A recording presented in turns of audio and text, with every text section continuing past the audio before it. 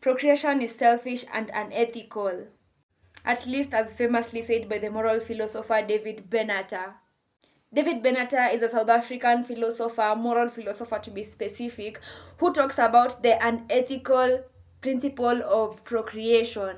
In his book, Better Never to Have Ever Been, he talks about how unethical procreation is, and in hindsight, I kind of agree. His argument is based on three basic principles.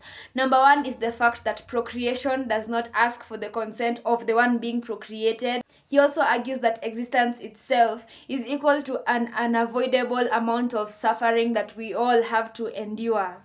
And then he talks about the asymmetry between pleasure and suffering. He argues that to exist is to suffer, in that with every existence that you will ever meet, there is an unavoidable amount of suffering that we all have to endure. Even the most perfect life you can think of has some level of suffering. It could be physical pain, illnesses, psychological distress, loss, anxiety, and eventually death. And Benatar argues that because suffering is inevitable, then it is unethical to bring an individual without their consent to come here for inevitable suffering. And this directly ties to the next point, that existence does not require consent, and this alone makes it unethical. In that every time you'll hear somebody say they want to have a child, it's for their sake. I want to continue on with my legacy, inheritance. I want to continue on with my bloodline. So all of these are reasons to have the child for oneself, but not for the child's sake.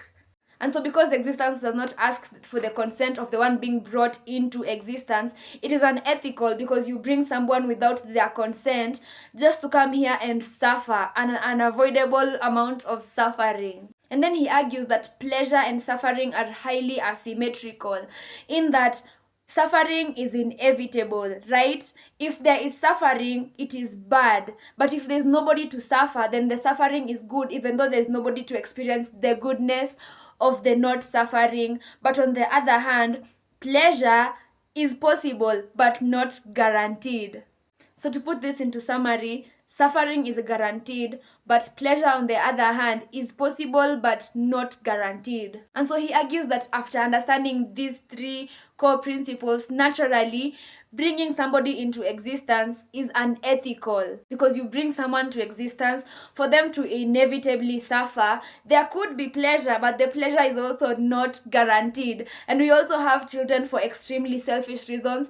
And another thing is that human beings often underestimate the amount of suffering that is going on, because human beings are optimistic creatures. So human beings will often undermine their suffering, sometimes even glorify it, but they will often also hyperbolize their pleasure. So they will tend to feel like life is worth living, even though they are actively ignoring the suffering that's within existence.